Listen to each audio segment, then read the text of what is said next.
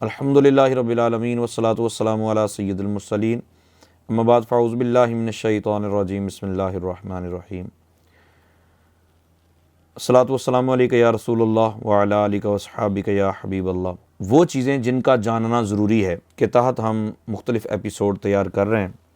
اس کا آج 12واں ایپیسوڈ ہے اور دعوت اسلامی کے اشاعتی ادارے مکتبۃ المدینہ کی ایک بے مثال لاجواب کتاب فرض علوم سیکھیے، اس کو ہم ساتھ لے کے چل رہے ہیں۔ تو اس کا سبق نمبر 11 ہے، 11واں باب ہے، جس میں بالخصوص نبی پاک صلی اللہ تعالیٰ علیہ وسلم اور بالعموم آپ کے امتیوں کے یا دیگر انبیاء کرام کے امتیوں کے اختیارات کا ذکر کیا گیا ہے۔ یہ بات یاد رکھیے، پوری کائنات میں جس کو جو کچھ بھی ملا ہے، جس کی جو بھی طاقت ہے، جس کی جو بھی کرامت ہے، جس کا جو بھی معجزہ ہے انبیاء کرام میں سے، وہ سب کا سب اللہ تعالیٰ کی عطا سے ہے۔ اللہ تعالیٰ کے سب محتاج ہیں، یعنی ہر بندہ اللہ تعالیٰ کا محتاج ہے۔ لیکن بعض اوقات محتاجگی کو یوں بیان کرنا معاذ اللہ معاذ اللہ معاذ اللہ ثم معاذ اللہ، کہ کہہ دینا کہ اس میں سب برابر ہیں، محتاجگی میں سب برابر ہیں، وہ پھر رذیل چیزوں کو بھی گنتی میں لے آنا، نعوذ باللہ من ذالک۔ اس طرح نہیں، محتاج ہیں لیکن اللہ تعالیٰ نے اپنے پیاروں کو بڑے درجے عطا فرمائے۔ یوں سمجھیے کہ انبیاء کرام کو اللہ تعالیٰ نے اختیارات عطا فرمائے، فرشتوں کو اللہ تعالیٰ نے اختیارات عطا فرمائے۔ میں ایک جملہ عرض کیا کرتا ہوں کہ سب کچھ اللہ تعالیٰ دیتا ہے۔ ایک یہ جو ہمیں بیوقوف بنایا جاتا ہے نا کہ جب اللہ کر سکتا ہے تو پھر کسی اور سے کہنے کی کیا ضرورت ہے، تو یاد رکھیے اللہ تعالیٰ کے کرنے میں یا اللہ تعالیٰ کے قادر ہونے میں کسی کو کوئی اختلاف نہیں ہے، مگر جملہ یہ ہے کہ سب کچھ اللہ تعالیٰ ہی عطا کرتا ہے، لیکن کسی کو بھی ڈائریکٹ نہیں دیتا۔ اگر کسی کے ہاں ایسا ہوتا ہے کہ اللہ تعالیٰ نے فلاں کو ڈائریکٹ دے دیا تو مجھے ضرور بتائیے گا۔ اللہ تعالیٰ نے سارے معاملات کو حکمت کے تحت مقدر فرمایا۔ اللہ تعالیٰ کر سکتا ہے روح سب کی خود قبض کرے، کر سکتا ہے، لیکن نہیں کرتا نا۔ قُلْ يَتَوَفَّاكُم مَلَكُ الْمَوْتِ الَّذِي وُكِّلَ بِكُم۔ اللہ تعالیٰ بارش خود برساتا ہے، ٹھیک ہے، لیکن بادلوں کو ہانکنے کے لیے فرشتے ہیں۔ فَالْمُدَبِّرَاتِ أَمْرًا۔ اللہ تعالیٰ سارے معاملات خود کرتا ہے لیکن فرشتوں کو اس کام کے لیے رکھا ہوا۔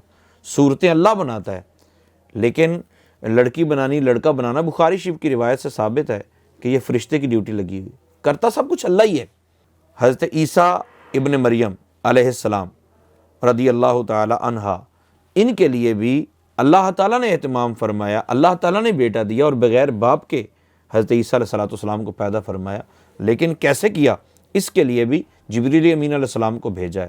دیکھیے اللہ تعالیٰ چاہے تو آج ماں کو تکلیف ہی نہ ہو اور بغیر تکلیف کے بچہ پیدا ہو جائے، لیکن ایسا نہیں ہوتا۔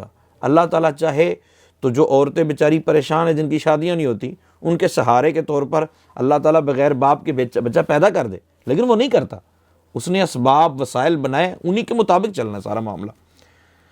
تو عرض میں یہ کر رہا تھا کہ اللہ تعالیٰ نے اپنے بندوں کو اختیارات دیے ہیں۔ سب سے پہلی بات یہ ہے کہ اللہ تعالیٰ نے حضرت سیدنا آدم علیہ نبینا علیہ الصلوۃ والسلام کو اختیار دیا، نائب بنایا، کیونکہ نائب کی اللہ تعالیٰ کو ضرورت نہیں تھی، نائب کی ضرورت ہمیں تھی، کیونکہ اللہ تعالیٰ کی ذات، اللہ تعالیٰ کی صفات نہ عقل سے ان کا احاطہ کیا جا سکتا ہے اور نہ حواس خمسہ سلیمہ سے اس کا احاطہ کیا، وہ لامحدود ہے، اور ہماری یہ چیزیں ساری کی ساری محدود ہیں۔ لا تدرکہ الابصار، کوئی نگاہ بھی اس کا احاطہ نہیں کر سکتی۔ تو اب اللہ تعالیٰ کی ذات کو سمجھنے کے لیے، اللہ تعالیٰ کی ذات کی پہچان کے لیے اللہ تعالیٰ نے اپنے نبی بھیجے ہیں، ان کو اپنا نائب بنایا ہے۔ ہم انبیاء کرام سے سنتے ہیں، انبیاء کرام بتاتے ہیں، اور سب سے اعلیٰ رتبہ میرے اور آپ کے آقا صلی اللہ تعالیٰ علیہ وسلم کا ہے کہ نبی پاک صلی اللہ علیہ وسلم کو اللہ تعالیٰ نے اپنا دیدار بھی کرایا، اور محبوب پاک علیہ الصلوۃ والسلام ہمیں بتاتے ہیں، پھر ہم مان لیتے۔ مطلب جو چیزوں کو سمجھنے کی، پرکھنے کی ہماری کیپیسٹی نہیں ہے، اللہ تعالیٰ کے نبی ان چیزوں کو دیکھتے ہیں، سمجھتے ہیں، پہچان کرتے ہیں، پھر ہمیں ہماری آسانی کے لیے، ہمارے لیے آسان طریقوں سے ان کو بیان کر دیتے ہیں۔ تو یہ اللہ تعالیٰ نے محبوب پاک علیہ الصلوۃ والسلام اور انبیاء کرام کے بعد دیگر ان کے امتیوں کو بھی یہ درجات عطا فرمائے ہیں۔ انبیاء کرام کے حوالے سے نبی پاک صلی اللہ تعالیٰ علیہ وسلم کو اللہ تعالیٰ نے ارشاد فرمایا فلا وربک لا یؤمنون حتی یحکموک فیما شجر بینہم۔ محبوب، یہ سورۃ النساء کی آیت نمبر 65 ہے۔ رب تعالیٰ نے ارشاد میں محبوب تمہارے رب کی قسم، کیا کمال کی بات ہے، اپنی قسم نہیں کہا، فرمایا تمہارے رب کی قسم، وہ مومن نہیں ہو سکتا کہ حتیٰ یحکموک فیما شجر بینہم، وہ دنیاوی معاملات میں بھی، آپسی جھگڑوں میں بھی آپ کو حاکم تسلیم نہیں کر لیتے۔ آپ کو حاکم تسلیم کریں، آپ کی ہر بات مانیں، آپ کا قول فیصل ہو، آپ جو کہیں وہ مانا جائے، ٹھیک ہے، آپ کا اختیار مانیں تو پھر ٹھیک ہے۔ رسول پاک صلی اللہ تعالیٰ علیہ وآلہ وسلم نے بہت سارے مقامات، حج سرکار دو عالم صلی اللہ علیہ وسلم نے فرض فرمایا تو کسی صحابی نے پوچھا یا رسول اللہ ہر سال فرض ہے؟ پھر پوچھا ہر سال فرض ہے، سرکار خاموش رہے۔ پھر تیسری مرتبہ نبی پاک صلی اللہ علیہ وسلم نے ارشاد فرمایا اگر میں ہاں کہہ دیتا تو ہر سال فرض ہو جاتا۔ کمال ہے نا کہ رسول پاک صلی اللہ علیہ وسلم کو شریعت کے اللہ تعالیٰ نے اختیارات عطا فرمائے۔ اچھا، یہاں دو چیزیں بیان کی جاتی، ایک شرعی اختیارات ہیں اور ایک دنیاوی اختیارات ہیں۔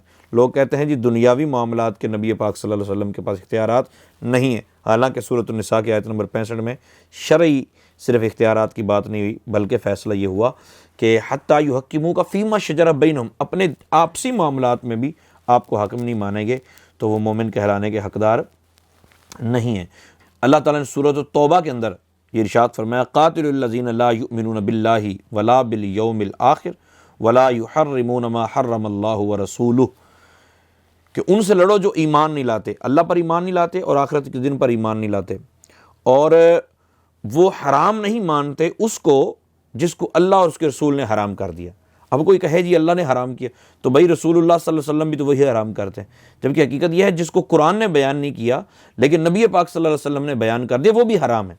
قرآن نے حرام نہیں کہا، قرآن خاموش رہا، لیکن رسول اللہ صلی اللہ علیہ وسلم کی زبان اقدس سے اس کی حرمت کا بیان ہوا تو اللہ نے فرمایا جیسے میں حرام کرتا ہوں ایسے میرا محبوب بھی حرام کرتا ہے، تو ان کے خلاف جہاد ہونا چاہیے۔ محبوب کو اتنی طاقت دی، اتنی عظمت عطا فرمائی۔ ایک صحابی حاضر خدمت ہوئے، عرض کی یا رسول اللہ صلی اللہ علیہ وسلم مجھے آپ کوئی نسخہ بتائیے میں جنت میں چلا جاؤں، تو نبی پاک صلی اللہ علیہ وسلم نے 5 نمازوں کا فرمایا۔ نبی پاک صلی اللہ علیہ وسلم کو عرض کرتے ہیں یا رسول اللہ یہ نہیں پڑھی جائیں گی، مشکل ہے۔ میرے آقا صلی اللہ علیہ وسلم نے ارشاد فرمایا تو صرف فجر اور عصر ادا کر، اللہ تعالیٰ 5 کا ثواب عطا فرمائے گا۔ نبی پاک صلی اللہ علیہ وسلم نے 3 نمازوں کو چھوڑنے کا اختیار دے دیا، حالانکہ ہم میں سے کوئی بندہ ایک نماز نہیں، ایک نماز کی ایک رکعت نہیں، ایک رکعت کا ایک سجدہ بھی معاف نہیں کر سکتا، لیکن رسول پاک صلی اللہ علیہ وسلم کو اللہ نے اختیار دیا ہے۔ اللہ تعالیٰ قرآن کریم میں ارشاد فرماتا ہے وَاسْتَشْهِدُوا شَهِيدَيْنِ مِن رِجَالِكُمْ، جب بھی کوئی معاملہ ہو، لڑائی جھگڑا ہو، کوئی بھی لکھت پڑھت کرنی ہو تو 2 گواہوں کا ہونا ضروری ہے، ایک مرد 2 عورتیں یا دونوں مرد ہونے چاہیے، ٹھیک ہے، تو 2 مردوں کی گواہی ضروری ہے۔ لیکن بخاری شریف کی روایت کے مطابق حضرت خزیمہ رضی اللہ تعالی عنہ نے نبی پاک صلی اللہ تعالی علیہ وآلہ وسلم کے ایک معاملے کی بنا سوچے سمجھے گواہی دے دی، تو نبی پاک صلی اللہ تعالی وسلم نے ارشاد فرمایا آج کے بعد جہاں 2 مردوں کی گواہی کی ضرورت ہے وہاں 2 مرد ہی چاہیے، لیکن خزیمہ اکیلا گواہی دے گا تو اس اکیلے کی گواہی 2 مردوں کے برابر ہوگی۔ نبی پاک صلی اللہ علیہ وسلم کی مرضی و منشا تھی، رسول پاک صلی اللہ علیہ وسلم نے ایک بندے کی گواہی کو 2 کے برابر کر دیا۔ سرکار دو عالم صلی اللہ علیہ وسلم کو اللہ تعالیٰ نے اختیار عطا فرمایا۔ میرے آقا صلی اللہ علیہ وسلم نے ارشاد میں اگر بوڑھوں کا خیال نہ ہوتا، ضعیفوں کا خیال نہ ہوتا تو میں نماز عشاء کو آدھی رات تک مؤخر کر دیتا۔ ایک روایت میں یہ ہے کہ میں رات کو تیسرے حصے تک مؤخر کر دیتا۔ حضرت ابو بردہ رضی اللہ تعالیٰ عنہ نے بکری مطلب قربانی کر لی تھی، تو آپ کے پاس پھر بکری کا بچہ رہ گیا، چھوٹا بچہ رہ گیا، تو نبی پاک صلی اللہ تعالیٰ علیہ وسلم نے ارشاد فرمایا تیرے پاس 6 ماہ کا بچہ ہے، جا اسے ہی کر دے، اجعلھا مکانھا ولن تجزی عن احد بعدک، لیکن تیرے بعد کسی کو اس چیز کی اجازت نہیں۔ اس کو سرکار دو عالم صلی اللہ علیہ وسلم نے اجازت دے دی۔ یہ تھا نبی پاک صلی اللہ علیہ وسلم کا اختیار۔ اچھا، اس میں کچھ لوگ یہ کہتے ہیں کہ نہیں، جو دنیاوی اختیارات ہیں وہ رسول پاک صلی اللہ علیہ وسلم کے پاس نہیں تھے۔ تو اب دیکھنا یہ ہے کہ اللہ تعالیٰ نے وہ اختیار کسی کو دیے ہیں یا نہیں دیے۔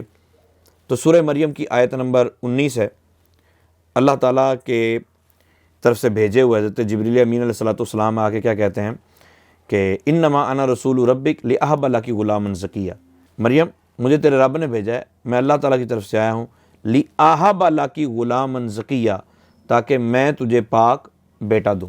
ہم لوگ پتہ کرتے ہیں، ہم لوگ کہتے ہیں کہ جی داتا تو اللہ ہے، اللہ کے علاوہ کوئی بیٹا کیسے دے سکتا ہے؟ او بھائی، حضرت جبریل امین علیہ السلام کہہ رہے ہیں کہ میں تجھے بیٹا دینے آیا ہوں، تو پھر بیٹا دیا نا جبریل امین علیہ السلام نے۔ اور پھر حضرت عیسیٰ علیہ السلام کے بارے میں سورہ آل عمران کی آیت نمبر 49 میں موجود ہے، انی اخلق لکم من الطین کہیئۃ الطیر فانفخ فیہ فیکون طیرا باذن اللہ۔ لوگ سمجھتے ہیں اور بلکہ آیتیں پڑھتے ہیں، وہ آیتیں جن کے اندر اللہ تعالیٰ کے دشمنوں کا ذکر ہے، وہ آیتیں جن کے اندر بتوں کا ذکر ہے کہ بت جو آپ لوگوں نے بنا رکھے ہیں، وہ بت تو مکھی کا پر نہیں بنا سکتے، وہ تو اس بات پر قادر ہی نہیں ہے، وہ اتنا کر ہی نہیں سکتے۔